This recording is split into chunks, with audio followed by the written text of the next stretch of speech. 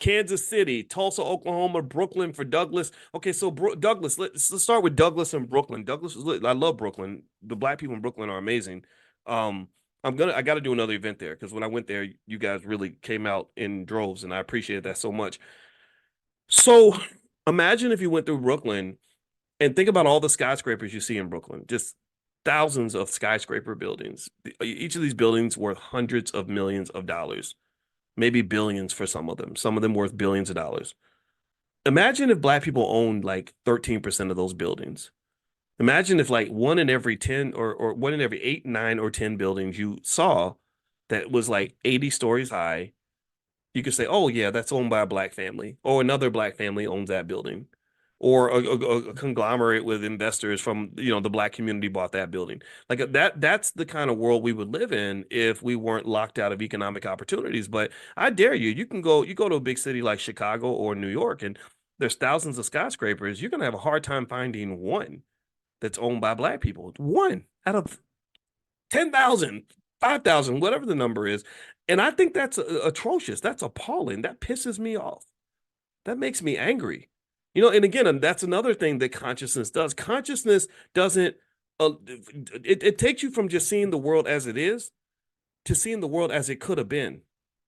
And then also consciousness allows you to see the world as it could be if you make certain decisions. So you literally can time travel, mind travel to different dimensions. You can travel through space and time and see things in various ways. So I don't really see what's happening around me very much. I'm seeing 20 years in the future. I'm seeing the what ifs all the way across the board. So the big what if is that if you didn't have hundreds of years of slavery, Jim Crow, and oppression, if you didn't have hundreds of years of wealth extracted and stolen from the black community, if you did not have hundreds of years of consistent, horrific abuse and disregard and disdain for black people, the world would look very, very different. And I think that we should fight for that world. When Dr. King had that dream of they unfortunately they weakened his dream. They watered it down to that whole thing about little white girls and little black boys holding hands. I ain't never wanted to hold hands with a white girl. No disrespect. If you're white, I don't hate you. I just like black women the most. I want to hold hands with my wife.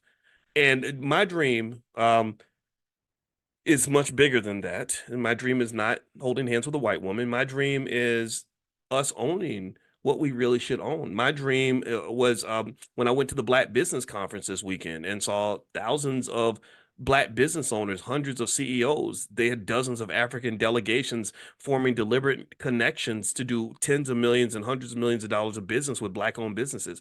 My dream was InvestFest, where I went over there and saw thousands of young people sitting there listening to information about everything from trading stocks to buying real estate to starting a business. That's the dream I have. That's what I want to see. Because if we double and triple down on that and really commit to that, taking back our stuff, we got to take back our stuff.